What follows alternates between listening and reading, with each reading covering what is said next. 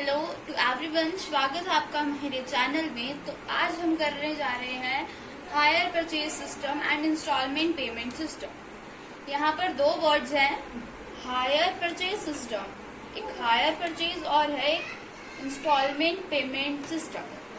ठीक है, दो हैं, hire purchase system and instalment payment system. अब अगर वैसे नॉर्मली आपको इंस्टॉलमेंट पेमेंट सिस्टम के बारे में पता होगा कि instalment payment system normally household जो भी चीजें होती हैं उसके लिए हम इंस्टॉलमेंट पेमेंट सिस्टम यूज करते हैं। ठीक है, जैसे कि आपने मान लिया कि आपने कुछ लेने जाना है, तो आप एलईडी टीवी लेने गए, वहां पर आपने एलईडी टीवी लिया और वहां पर आपने कहा कि हाँ मैंने इतने का जो भी पेमेंट है वो मैं अभी दे दूंगा और बाकी जो पेमेंट होगी मैं आपको इंस्टॉलमेंट में दे दूंगा। ठीक है, जहाँ यहाँ पर आप देख सकते हैं कि 80,000 रुपीज का मैंने यहाँ पर एक एग्जांपल लिया कि एक्टिवा मैंने एक परचेज करनी है, तो उसकी जो कॉस्ट है, मतलब जो प्राइस है उसका, वो कितना है 80,000 रुपीज उसका प्राइस है। ठीक है, मैंने उसे क्या कहा कि 20,000 रुपीज में देखो एज अ डाउन पेमेंट हम आपको दे देंगे और जितने भी जो बैलेंस यानी कि 60,000 रुपीज बचे इसको मैं आपको इंस्टॉलमेंट्स में दे दूंगा। वो अकॉर्डिंग टू कंडीशन देखा जाता है कि जो इंस्टॉलमेंट्स हैं वो विद इंटरेस्ट देनी है या विदाउट इंटरेस्ट देनी है। अभी हम उसके बारे में डिस्कस नहीं कर रहे। तो मतलब कि वैसे हायर परचेज सिस्टम और इंस्टॉलमेंट पेमेंट सिस्टम दोनों मोस्टली सिमिलर ही होते हैं, बट इनमें एक मेजर डिफरेंस आता है। ठीक है, अभी हम इसका डिफरेंस भी आगे जाकर डिस्कस करेंगे। तो इनमें मेजर डिफरेंस क्या आता है कि जो हायर परचेज सिस्टम होता है वहां पर अब नॉर्मली जो आप इंस्टॉलमेंट में कोई चीज लेते हो तो क्या होता है कि अगर आपने कोई चीज इंस्टॉलमेंट में ली, आपने उसको 20,000 रुपीज अगर आपने डाउन पेमेंट कर दी ना, तो वो आपको बिल देगा एक, जो बिल आपके नाम पर होगा, वो बिल आपके नाम पर होगा। अगर वो बिल आपके नाम पर है तो मतलब कि वो आप उसके ऑनर। ठीक है, बट हायर परचेज सिस्टम में ऐसा नहीं होता है। हायर परचेज सिस्टम में वो किसी भी चीज का बिल आपके नाम पर तब तक नहीं होगा जब तक आप उसकी पूरी पेमेंट या पूरी इंस्टॉलमेंट्स नहीं दे देते। ठीक है, बट जो हमारा इंस्टॉलमेंट पेमेंट सिस्टम है उसमें ऐसा कोई इशू नहीं है। वहां पर आपको डाउन पेमेंट करते ही आपके नाम पर बिल मिल जाएगा। ठीक है, और जो हायर परचेज सिस्टम है, अब अगर हम बात करें कि गुड्स को रिपोसेशन की, अगर हम हायर परचेज सिस्टम में क्या होता है कि हम अगर जो हमारा परचेजर है या जो बायर है वो कोई भी पेमेंट अगर नहीं दे पाया तो सेलर को राइट होता है कि वो गुड्स को क्या कर सकता है, रिपोसेस कर सकता है, गुड्स को लेकर जा सकता है। बट जो हमारा इंस्टॉलमेंट पेमेंट सिस्टम है उसमें ऐसा कुछ नहीं है। वहां पर अगर हम कोई भी पर्सन पेमेंट देने, किसी भी ड्यू टू एनी रीजन कोई पर्सन पेमेंट नहीं दे पाया, तो वहां पर ऐसा कोई इशू नहीं है, गुड्स को रिपोसेस नहीं किया जाता। ठीक है, अब जो हायर परचेज सिस्टम पढ़ेंगे, अब जो हायर परचेज सिस्टम है उसका मीनिंग क्या है। Hire purchase means transaction where goods are delivered to the purchaser immediately on signing the agreement and he is called to pay the purchase price in periodic installments। क्या कह रहा है कि higher purchase means ऐसी transaction जहां पर goods और जो है सर्विसेज, जो भी गुड्स हैं वो डिलीवर किए जाते हैं परचेजर को इमीडिएटली, एग्रीमेंट साइन करते ही, और उसको हम पेमेंट को पे करने के लिए कहते हैं पीरियोडिक में। मतलब कि वो इंस्टॉलमेंट्स में जो है वो मंथली, क्वार्टरली, हाफ ईयरली किसी भी तरह से पे कर सकता है। ठीक है, और जो ईच इंस्टॉलमेंट होती है treated as a hire charge till the payment of the last instalment when the ownership और property of in the goods passes from the seller to the buyer. क्या कह रहे हैं कि जो हर एक इंस्टॉलमेंट होती है उसको एक हायर चार्ज की तरह ट्रीट किया जाता है जब तक टिल द पेमेंट, यानी कि जब तक हम लास्ट इंस्टॉलमेंट की पेमेंट नहीं दे देते, व्हेन द ओनरशिप और प्रॉपर्टी इन द गुड्स। कि आपकी जो गुड्स में प्रॉपर्टी होगी, आपके जो गुड्स के ऊपर ऑनरशिप होगी, वो तभी आपकी जो है वो ट्रांसफर होगी सेलर से बायर के नाम पर, जब वो लास्ट पेमेंट कर देगा, लास्ट इंस्टॉलमेंट की पेमेंट कर देगा। In case the default is made in the payment of even the last instalment, क्या कहता है कि अगर हम जो हमारा बायर है वो ड्यू टू एनी रीजन वो लास्ट इंस्टॉलमेंट इवन वो लास्ट इंस्टॉलमेंट नहीं दे पाया, उसने सारी इंस्टॉलमेंट्स पे की बट वो लास्ट इंस्टॉलमेंट पे नहीं कर पाता ड्यू टू एनी रीजन, तब भी जो सेलर होगा उसे राइट है कि वो गुड्स को रिपोसेस कर सकता है, मतलब कि गुड्स को वापस लेकर जा सकता है। ठीक है, तो अब मैंने यहाँ पर आपको ना दो मेजर डिफरेंस बताने थे हायर परचेज सिस्टम और इंस्टॉलमेंट पेमेंट सिस्टम में।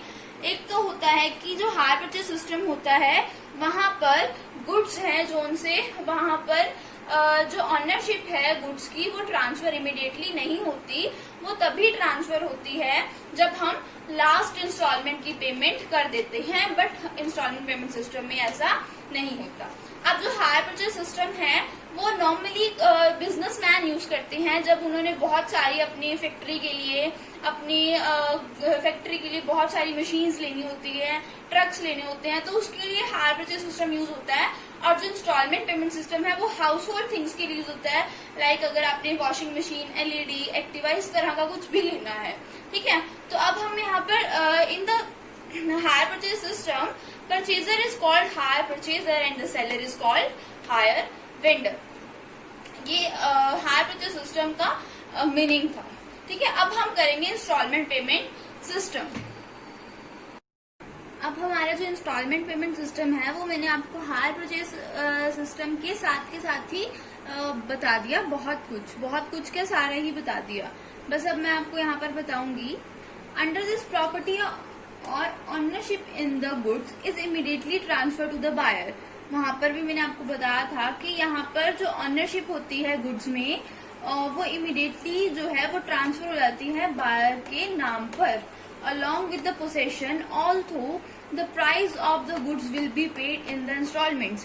हम पूरी अमाउंट पे भी नहीं करते हैं और जो प्राइस है हम बाद थोड़ा मतलब इंस्टॉलमेंट्स में देते हैं, फिर भी हमारे जो बायर की नाम पर ऑनरशिप ट्रांसफर हो जाती है इंस्टॉलमेंट पेमेंट सिस्टम में। If the buyer make default in the payment of any instalment, hire purchase में क्या होता था, अगर किसी भी ईयर में डिफॉल्ट हो जाता था पेमेंट देने में तो क्या होता था कि गुड्स रिपोसेस हो जाते थे, बट इंस्टॉलमेंट पेमेंट सिस्टम में ऐसा नहीं है।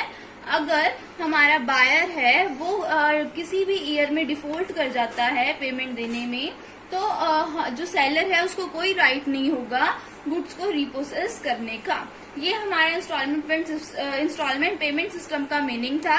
अब हम डिफरेंस करेंगे हायर परचेज सिस्टम और इंस्टॉलमेंट पेमेंट सिस्टम के बीच में। ये है difference between hire purchase system and instalment payment system.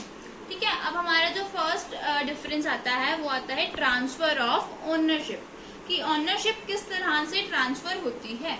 ठीक है, हायर परचेज सिस्टम में क्या आता है कि ownership in the goods passes from hire vendor to hire purchaser only after the payment of last installment।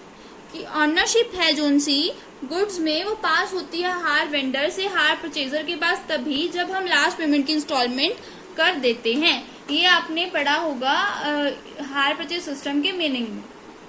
ठीक है, अब अगर हम बात करें इंस्टॉलमेंट पेमेंट सिस्टम की, कि transfer of ownership in the goods passes from the seller to the buyer as soon as the contract is signed। जैसे ही कॉन्ट्रैक्ट साइन हो जाता है वैसे ही ऑनरशिप ट्रांसफर हो जाती है from the seller to the buyer in the installment payment system। Second point आता है हमारा राइट टू रिपोसेशन ऑफ गुड्स, कि गुड्स को रिपोसेशन करने का राइट है, किस में है और किस में नहीं है। The hire vendor has right to repossess the goods if the hire purchaser makes a default in the payment of any instalment. Hire vendor को गुड्स को रिपोसेस करने का राइट है अगर हायर परचेजर किसी भी ईयर में पेमेंट देने में किसी भी ईयर में पेमेंट नहीं दे पाता ड्यू टू एनी रीजन। ठीक है, अब इंस्टॉलमेंट पेमेंट सिस्टम में अगर हम देखें, the seller has no right, seller को कोई राइट नहीं है गुड्स को रिपोसेस करने का अगर बायर किसी due to any reason payment नहीं दे पाता इंस्टॉलमेंट की। थर्ड पॉइंट आता है रिस्क का। अब इसमें मैं आपको ये पॉइंट बताने से पहले बताऊंगी कि जो रिस्क और ऑनरशिप है वो साथ के साथ ही ट्रांसफर होते हैं। रिस्क और ऑनरशिप साथ के साथ ट्रांसफर होते हैं। जैसे ही ऑनरशिप ट्रांसफर होती है वैसे ही रिस्क ट्रांसफर होता है। The hire purchaser has taken responsible care of goods, reasonable care of goods expected from a prudent person. Any loss occurring to the goods has to be borne by the hire vendor as the risk lies with the ownership. अब मैं आपको अगर एक बात बताऊं, example देती हूँ। मैंने किसी से थोड़े से टाइम के लिए कार की मांगी कि मुझे आपकी कार चाहिए, तो उसने कहा चलो ठीक है ले जाओ, ठीक है। तो अब जो रिस्क है ऑनरशिप के साथ ट्रांसफर है। अब मैं कार लेकर गई हूँ, तो अगर कार को कोई भी नुकसान हो जाता है तो वो रिस्क किसका होगा? ऑनर का। उस ऑनर को डर लगा रहेगा कि मेरी कार को कोई नुकसान ना पहुंचा देगी, ठीक है। तो उसके बाद जो इंस्टॉलमेंट पेमेंट सिस्टम में होता है कि as the risk lie with the ownership and the buyer become the owner of the goods, ठीक है। जो रिस्क है वो ऑनरशिप के साथ ट्रांसफर होता है, मैंने आपको बताया। और जो बायर होता है यहाँ पर वो गुड्स का ऑनर बन जाता है जैसे ही हम कॉन्ट्रैक्ट को साइन करते हैं। और जो भी लॉस होगा यहाँ पर गुड्स का वो भी बायर को खुद ही वॉन करना पड़ेगा। बट यहाँ पर जो लॉस होता है वो किसको वॉन करना पड़ता है? हायर वेंडर को। बट यहाँ पर लॉस किसको वॉन करना पड़ता है? बायर को, ठीक है। दोनों में डिफरेंस पता लगा। अब नेक्स्ट पॉइंट देखो, सेफ्टी ऑफ गुड्स, गुड्स की सेफ्टी। अब मैं यहाँ पर कार लेकर तो गई किसी की, तो अब मैं किसी की अगर कार लेकर गई हूँ तो मेरी रिस्पॉन्सिबिलिटी है कि मैं उसकी कार का पूरा अच्छे से ध्यान रखूं, ठीक है ना। तो मेरी रिस्पॉन्सिबिलिटी ज्यादा बनती है। मैं लाइबल हूँ, यहाँ पर देखो लिखा है hire purchaser is a liable to the hire vendor for the safe custody of the goods, कि जो हायर परचेजर है वो लाइबल है टू द हायर वेंडर कि उसकी कस्टडी सेफ हो गुड्स की, कि गुड्स उसके सेफ रहें, ठीक है। अब अगर हम इंस्टॉलमेंट पेमेंट सिस्टम में देखें, इन दिस केस अब यहाँ पर तो बायर ही ऑनर है, तो बायर गुड्स को जिस तरह मर्जी यूज करे, गुड्स को सेफ रखे, जिस तरह मर्जी यूज करे, वो उसकी सिरदर्दी है। बट यहाँ पर हायर परचेज सिस्टम में हायर परचेजर को बहुत ज्यादा केयरफुल रहना पड़ता है, जो गुड्स है उसका बहुत अच्छे से ध्यान रखना पड़ता है, क्योंकि जो वो हायर परचेजर ऑनर नहीं है गुड्स का। बट यहाँ पर इंस्टॉलमेंट पेमेंट सिस्टम में गुड्स का ऑनर बायर ही होता है, बट यहाँ पर हायर परचेजर ऑनर नहीं होता, इसलिए उसको ज्यादा ध्यान रखना पड़ता है, क्योंकि गुड्स तो हायर वेंडर के हैं। समझ आया इतना?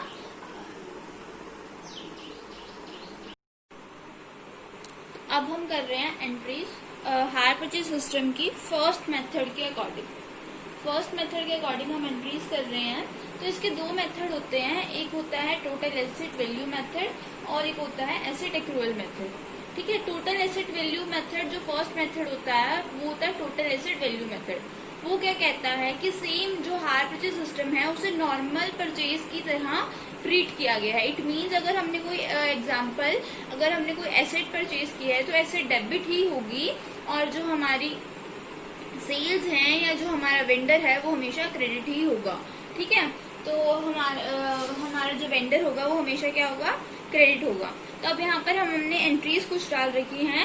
हायर परचेज सिस्टम में दो पर्सन होते हैं, एक तो हायर परचेजर होता है और एक हायर वेंडर होता है। दोनों की बुक में हम एंट्रीज करेंगे।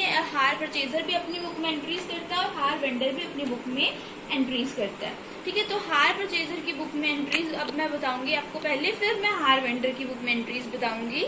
तो यहाँ पर मैं एंट्रीज है जो सी वो फाइनेंशियल ईयर के अकॉर्डिंग आपको बताऊंगी। तो जो फर्स्ट एंट्री होती है जब हम एसेट को परचेज करते हैं तो आती है asset account debit to vendor account, कि हमने कोई एसेट परचेज की तो एसेट अगर हमारे पास आ रही है तो डेबिट होगी। हमने परचेज किससे की है? वेंडर से। तो ये किससे? वेंडर से हमने परचेज की तो वेंडर हमारा क्या होगा? क्रेडिट होगा। तो जो भी आएगा कैश प्राइस, हम यहाँ पर कैश प्राइस से एसेट को हम क्या कर देंगे? डेबिट कर देंगे, ठीक है। जब हमने एसेट परचेज की उस टाइम हमने जिस एग्रीमेंट पर हमने साइन किया, अब साइन करते ही हमें कुछ एक डाउन पेमेंट देनी पड़ती है। जब हम डाउन पेमेंट देंगे तो वेंडर के पास पैसे जाएंगे, तो वेंडर अकाउंट डेबिट, हमारे पास से कैश जा रहा है तो यानी कि to bank account, vendor debit to bank. Debit vendor क्यों हुआ? क्योंकि पैसे हम किसको दे रहे हैं, जो डाउन पेमेंट कर रहे हैं हम वेंडर को कर रहे हैं, और हमारे पास से पैसे जा रहे हैं, कैश जा रहा है, तो टू बैंक करते हैं। ठीक है, नेक्स्ट एंट्री जब हम ये तो हमने उसी टाइम कर दी। अब लास्ट डेट जब आती है हमारा, जब ईयर एंड होता है, तब हमें जो हमारे फॉर एग्जांपल हमने 50,000 की हमने एसेट परचेज की, तो हमने यहाँ इसको 50,000 से डेबिट कर दिया। अब हमने उसमें से 20,000 डाउन पेमेंट कर दी, तो 20,000 हमने वेंडर को दे दिए, तो बैलेंस कितना बचा? 30,000। 30,000 रुपीज पर अब हम इंटरेस्ट भी देंगे, तो इंटरेस्ट अभी हमने देना है, तो इंटरेस्ट ड्यू होगा। तो इंटरेस्ट जब ड्यू होता है तो डेबिट होता है, हमने इंटरेस्ट किसको देना है? वेंडर को देना है, तो वेंडर क्या होगा? क्रेडिट। इनकी मैंने नरेशंस नहीं लिखी हैं, तो आप जो मैं बोल रही हूँ उसके अकॉर्डिंग नरेशंस को लिख सकते हो। ठीक है, अब जब हमने इंटरेस्ट क्या कर दिया? ड्यू कर दिया, और उसी दिन हम क्या करते हैं? इंस्टॉलमेंट भी देते हैं। ईयर एंड को हम, जब ईयर एंड होता है उस दिन हमें इंस्टॉलमेंट देनी पड़ती है। जब हम इंस्टॉलमेंट दे रहे हैं, किसको देंगे हम? वेंडर को। तो वेंडर क्या होगा? डेबिट। हमारे पास से कैश जा रहा है, तो हम टू बैंक अकाउंट कर देंगे। ठीक है, अब हम 31 मार्च को ही जो हमने एसेट ली उसपे 1 ईयर का डेप्रिसिएशन भी लगाते हैं। तो डेप्रिसिएशन हमेशा डेबिट बैलेंस होता है, डेप्रिसिएशन हम डेबिट करते हैं। तो किस पर लगता है डेप्रिसिएशन? एसेट पर, to asset. Depreciation account debit to asset account. ठीक है, डेप्रिसिएशन हमेशा कैश प्राइस के ऊपर लगता है ऑफ द एसेट। ठीक है, अब हमने जब डेप्रिसिएशन का भी कर लिया, उसके बाद हमारा इंटरेस्ट जब डेबिट हुआ था, डेप्रिसिएशन डेबिट हुआ था, इन दोनों को हम क्या करते हैं? P&L में डाल देते हैं ईयर एंड में। ये काम जो P&L में डालने वाला होता है वो हमेशा लास्ट ईयर के पूरे ईयर के लास्ट में यानी कि एंड में होता है। तो P&L account debit to interest to depreciation. यहाँ पर इंटरेस्ट डेबिट हुआ था, डेप्रिसिएशन भी डेबिट हुआ था, तो P&L में जब जाएंगे तो वो क्रेडिट हो जाएंगे। ठीक है, इतना क्लियर। अब हम एंट्रीज करते हैं हायर वेंडर की बुक में। हायर वेंडर की बुक में जब हायर वेंडर ने कोई भी सेल्स की हैं, तो हायर वेंडर ने सेल किसको की? हायर परचेजर को। तो एसेट किसके पास गई? परचेजर के पास। तो hire purchaser account debit to hire sales account. इतना क्लियर हुआ? ठीक है, cash price of the goods sold, ये हमारी नरेशन बन जाएगी इसकी। जब हमने उसको डाउन पेमेंट की तो उसके पास कैश आया। जब कैश आया तो बैंक अकाउंट डेबिट, किससे मिला उसको कैश? हायर परचेजर से, तो टू हायर परचेजर अकाउंट। ठीक है, इसकी नरेशन क्या बन जाएगी? Amount received on signing the agreement. ठीक है, अब उसके बाद क्या हुआ? जब इंटरेस्ट यहाँ पर ड्यू होता है, तो यहाँ पर जो इंटरेस्ट है इधर क्या हुआ था? डेबिट। तो इधर क्या होगा? Interest credit. हायर परचेजर से इंटरेस्ट मिलना है, तो hire purchaser debit to interest. ठीक है, यहाँ पर मिलना है तो हमारा इंटरेस्ट क्या हुआ है? क्रेडिट हुआ है। ठीक है, फिर उसके बाद जब हमें इंस्टॉलमेंट मिली, इंस्टॉलमेंट मिलने पर यहाँ पर हमें उसे कैश मिला है हायर वेंडर को, तो बैंक अकाउंट डेबिट किससे मिला है? हायर परचेजर से, तो to hire purchaser account. Installment received. अब यहाँ पर डेप्रिसिएशन की कोई एंट्री नहीं होगी, क्योंकि इसने एसेट सोल्ड किए है, इसने एसेट परचेज नहीं की, इसने एसेट को यूज नहीं किया, तो कोई भी डेप्रिसिएशन नहीं लगेगा। ठीक है, अब यहाँ पर मैंने क्या किया था? इंटरेस्ट को क्या किया था? क्रेडिट किया था। यहाँ पर मैंने P&L में इंटरेस्ट डाला था, यहाँ पर भी इंटरेस्ट डलेगा, बट यहाँ पर क्रेडिट बैलेंस था, तो इंटरेस्ट यहाँ पर P&L में जाते हुए क्या हो जाएगा? डेबिट। डेप्रिसिएशन यहाँ पर है ही नहीं, तो डेप्रिसिएशन डेबिट होगा ही नहीं यहाँ पर। ठीक है, अब हम जब भी ट्रेडिंग अकाउंट बनाते हैं तो वहां पर हायर सेल्स भी, हम सेल्स भी डालते थे, है ना? तो यहाँ पर भी हम क्या करेंगे? Hire sales account debit to trading. Sales को हम कहाँ डाल देंगे? ट्रेडिंग में। Transfer of hire sales to trading account. ये हमारी कुछ एंट्रीज थी फर्स्ट मेथड के अकॉर्डिंग, जो है टोटल एसेट वैल्यू मेथड। उसके अकॉर्डिंग ही सारे क्वेश्चंस होते हैं नॉर्मली हायर परचेज सिस्टम में, और हमें इन्हीं के अकॉर्डिंग क्वेश्चंस को करना चाहिए। ये कुछ बेसिक एंट्रीज हैं, अगर ये आपको आ गई तो आपको समझो मोस्टली सारे क्वेश्चन आप इजीली कर लोगे। ठीक है, तो हमारा जो ये नॉर्मली टॉपिक थे हायर परचेज के, मैंने आपको बता दिए हैं। इसके बाद मैं हर एक टॉपिक पर हर एक क्वेश्चन बताऊंगी अगले लेक्चर्स में। तो अगर आपको वीडियो कुछ भी पसंद आई हो तो नीचे बेल आइकन को जरूर दबाना और लाइक एंड सब्सक्राइब जरूर करना। Thank you.